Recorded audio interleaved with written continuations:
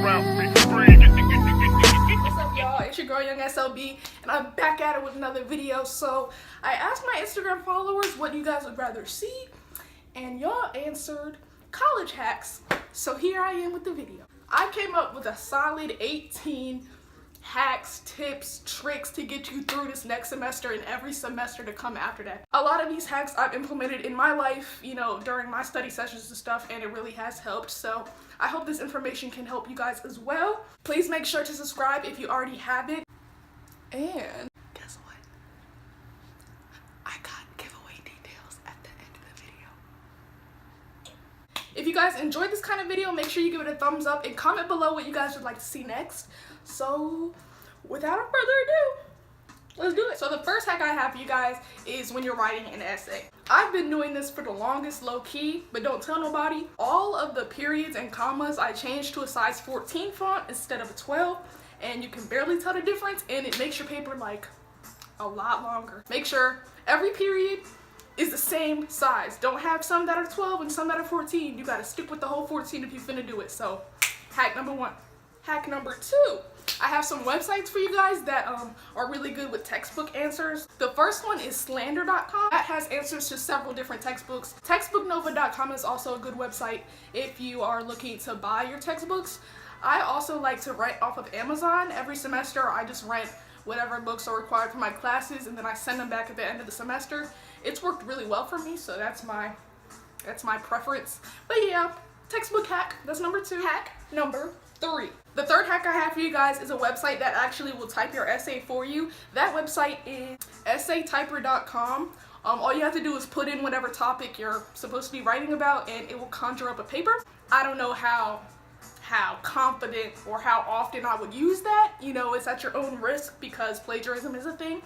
If you're stuck and you don't know how to get anywhere with the paper, that's a good resource to try and get your mind jumping a little bit. Tip number 4 that I have for you guys is about studying. So the day you take your notes, you need to review them, because it's been proven that if you study your notes the day that you take them, you're more likely to remember the information by 60%. So I know you just got out that class and you don't want to even look at the notes no more, but shit, before you go to bed, just skim over them, you feel me? Refresh your memory, and I promise that it will help you when that test comes around. So yeah, but keep that in mind when you're studying. Tip number 5. Tip number 5 is using Google Scholar. I use this whenever I have to write academic papers and I have to have certain citations. I don't just Google, you know, the topic. I go to Google Scholar and then I Google the topic. So that's a good resource if you're looking for some valid information, science information, you know, whatever. Tip number 6, this is also about studying.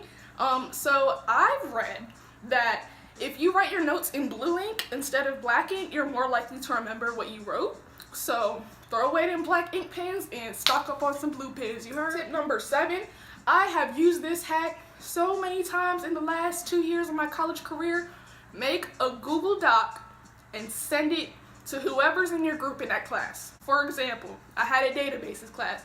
If we had an assignment, we could all work on it at the same time and see what everybody's doing. Nobody duplicates everything. It's all in real time. It's the easiest way to go about it. Then keep the document so then you can come back to it later if you have a test coming up or if you need to review or study. Number 8. So after you finish typing your essay, you don't have to read over it again. Copy and paste it into Google Translate and have it read it to you, and it will be a lot easier to point out the grammar mistakes that you made versus then rereading it, because obviously you've been reading it the whole time you've been writing it. So listening to it really helps with those fine-tuning errors. Number 9.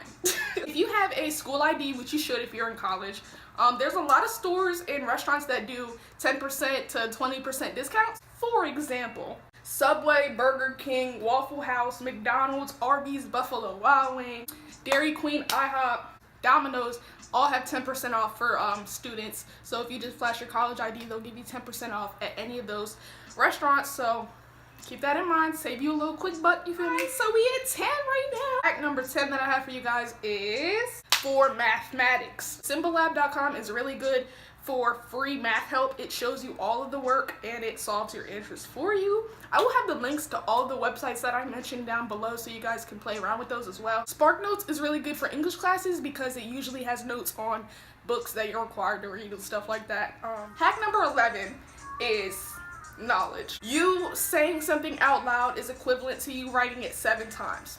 So, moral of the story is, read your notes out loud because it will help you retain the information that much quicker, and it will take less time than writing out something 7 times. Speak your notes out loud, hear yourself say them. Reading your notes out loud will make a huge difference in your ability to retain the information. Alright, so we at number 12. I got 2 websites for you to make easy citations so you don't have to do it by hand. EasyBib.com and citationmachine.com.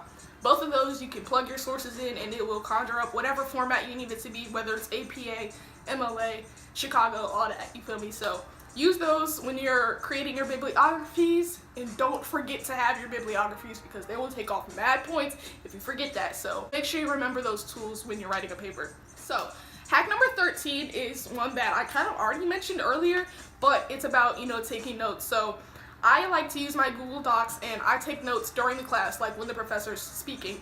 And then after the class, I'll go back to the notes and I'll add on to it. And I'll also add other students in if necessary, if I feel like maybe I don't understand a concept completely and I feel like they could relay the information better to me.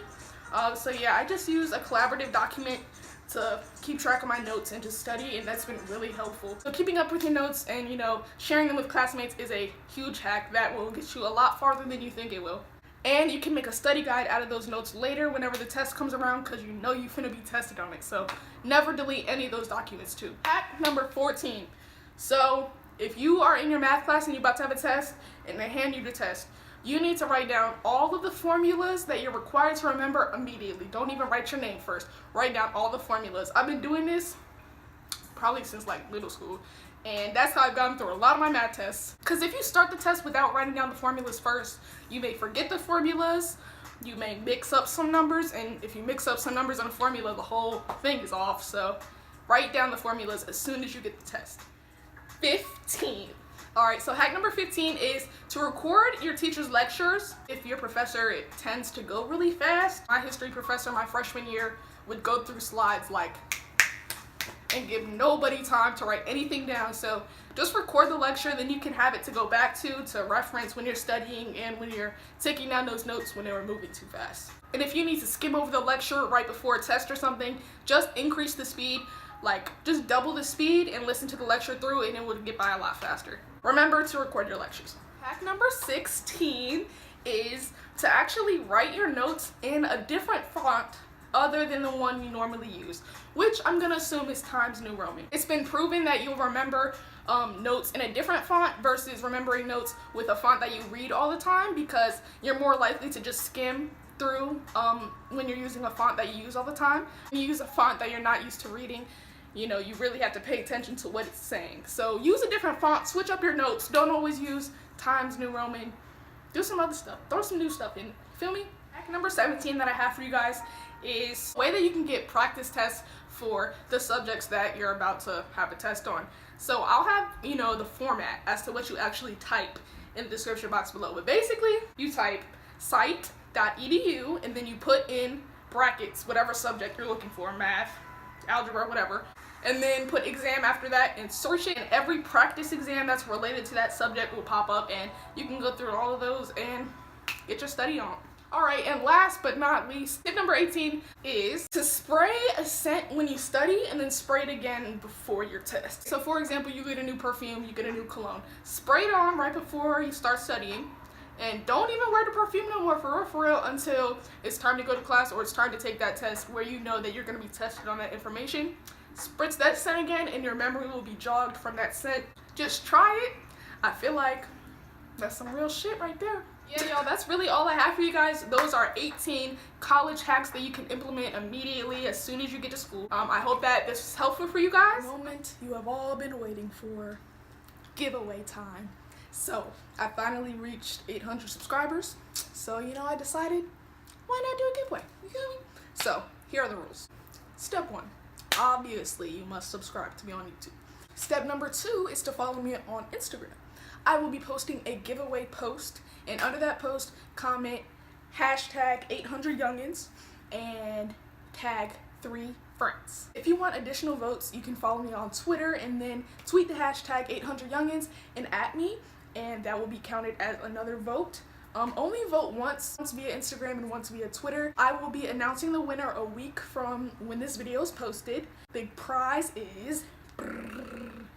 It's a prize of your choice, really. So the first option is a skincare basket.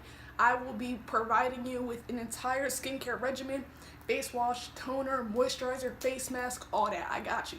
Or a $30 gift card to wherever you want. So it's up to you. Whoever wins, you can choose. But those are the options. I will direct message the winner, and if the winner doesn't respond within 48 hours, I will pick a new winner. So make sure you're checking your DMs a week from today. So thank you guys so much for watching this video. I appreciate y'all so much. Y'all my youngins. We out.